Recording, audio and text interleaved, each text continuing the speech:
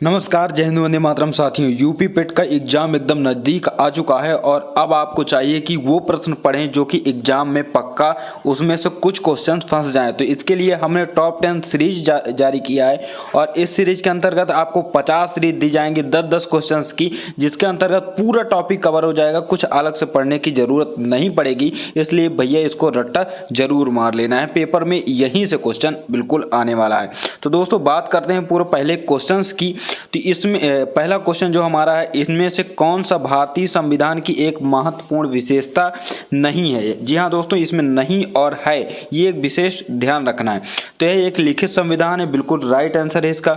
यह अनुमेय है, इसमें संशोधन किया जा सकता है, लेकिन यह अनम्य भी है। इसके कुछ भाग के रूप में यानी इसकी मूल संरचना में संशोधन नहीं किया जा सकता, ये भी बिल्कुल सत्य कथन है।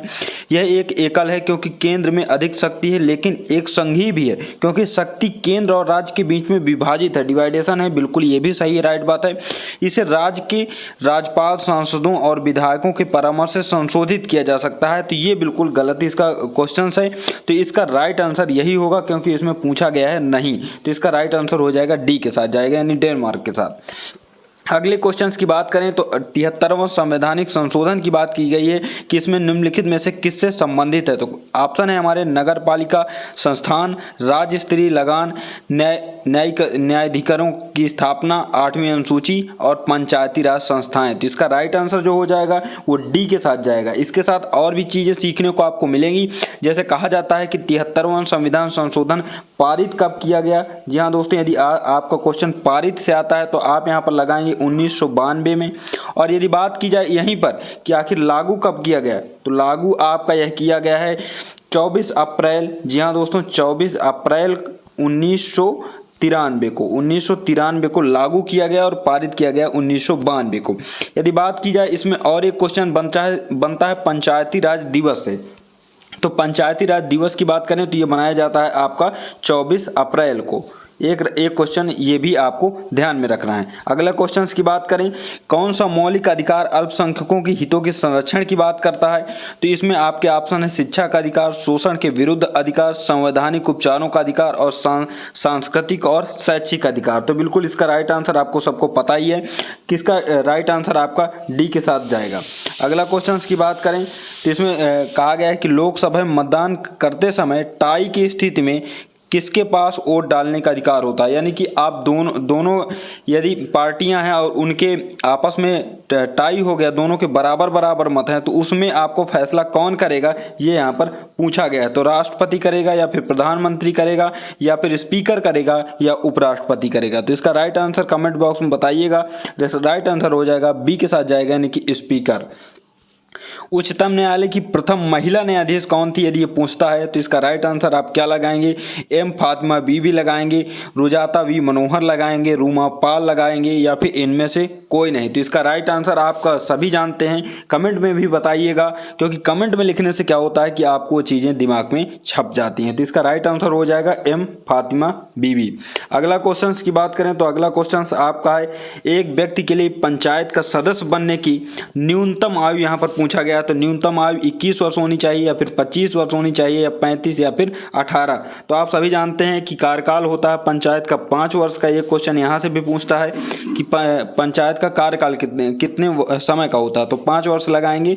और आयु की पूछता है तो यहाँ पर आप 21 वर्ष लगाएंगे। अगले क्वेश्चन की बात करें, भारत की न्यायपालिका कैसी है। न्यायपालिका से भी एक क्वेश्चन बन जाता है, अधिकतर पेपर में पूछा भी गया है, आप सभी जानते हैं। स्वतंत्र है, प्रतिबद्ध है, अधीन है, इनमें से कोई नहीं है। तो इसका राइट आंसर आप क्या लगाएंगे कमेंट में बताइएगा। स्वतंत्र इसका राइट आंसर हो जाएगा, यानी कि भारत की जो न्यायपालिका है वो एकदम स्वतंत्र है, किसी के प्रति न तो अधीन है और ना ही प्रतिबद्ध है। अगले क्वेश्चन की बात करें, भारतीय संविधान का कौन सा भाग केंद्र शासित प्रदेशों के बारे में बताता है। तो केंद्र शासित प्रदेशों से भी एक क्वेश्चन बनता है, तो इसका राइट आंसर आप कमेंट में बताइएगा। ऑप्शन है इसके भाग, पूरे क्वेश्चन हैं भाग 6, भाग 7, भाग 8 या फिर भाग 9। तो इसका राइट आंसर आपका जाएगा भाग 8 के साथ। अगला क्वेश्चन की बात करें, इनमें से कौन सा संघ सूची के तहत कोई विषय नहीं है। तो संघ सूची से एक विषय आता है राज्य सूची और समवर्ती सूची। इसके मैं अभी थोड़ी देर बाद बताता हूं कि पूरा आप एक स्क्रीनशॉट के जरिए उसको स्क्रीनशॉट ले लेंगे और पूरा उसके अंतर्गत आप समझ जाएंगे कि कौन सा विषय किसके अंतर्गत आता है, बिल्कुल साधारण के से टॉपिक के। तो इसमें सार्वजनिक स्वास्थ्य होगा, परमाणु ऊर्जा होगा, या विदेशी मामले होगा, या युद्ध शांति होगा। तो इसमें से राइट आंसर जो हो जाएगा वो आपका सार्वजनिक स्वास्थ्य के साथ जाएगा। संघ सूची के तहत ये कोई एक विषय नहीं है।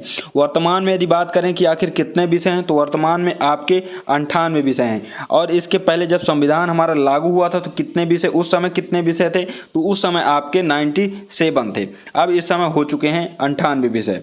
बात करते हैं अगले क्वेश्चन की, संविधान का कौन सा आर्टिकल रूल ऑफ लॉ का विस्तृत उल्लेख करता है। तो इसका राइट आंसर आर्टिकल 13 होगा, या आर्टिकल 14, आर्टिकल 15, आर्टिकल 16। तो इसका राइट आंसर आपका जाएगा आर्टिकल 14 के साथ। अब बात करते हैं कि भारतीय संविधान, ये जो आपका एक क्वेश्चन अभी मैंने ऊपर बताया कि संघ सूची, राज्य सूची और समवर्ती सूची, ये चाहे एसएससी की परीक्षा हो, सीएचएसएल की हो, एमपीपीएससी की हो, या फिर यूपी टेट की हो, या फिर आपका कोई यूपी पेट, यूपी ट्रिपल एससी, सारे में ये क्वेश्चन हमेशा कॉमन रहता है और हर समय 3 में से एक क्वेश्चन जरूर पूछा जाता है। तो इसमें संघ सूची के अंतर्गत यदि आपका पूछा जाता है तो संघ सूची के अंतर्गत आपके कौन कौन से विषय आते हैं, तो संघ सूची के अंतर्गत आपके बैंक आता है, बैंकिंग आती है, रेलवे आते हैं, वायुसेना और प्रतिरक्षा आते हैं।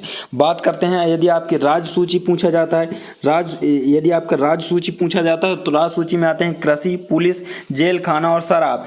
यदि बात करते हैं आपकी समवर्ती सूची यहीं पर पूछी जाती है, तो समवर्ती सूची में शिक्षा, वन, मजदूर संघ और सामानों में मिलावट है, तो ये समवर्ती सूची के विषय माने जाते हैं। अब आप इनको याद कर सके, बिल्कुल आप इस पेज का स्क्रीनशॉट ले लीजिएगा और इसमें आप समझ पाएंगे कि बैंकिंग, रेलवे और वायुसेना और प्रतिरक्षा इसी प्रकार से मैंने बना दिए हैं कि आप इसको स्क्रीनशॉट ले लें और इसको बिल्कुल से याद कर लें, जिसमें से एक नंबर आपके पक्के हो सकते हैं। इसी तरह की सीरीज आती रहेगी चैनल पर, तो चैनल को सब्सक्राइब करिएगा, वीडियो को लाइक एंड शेयर भी जरूर करिएगा।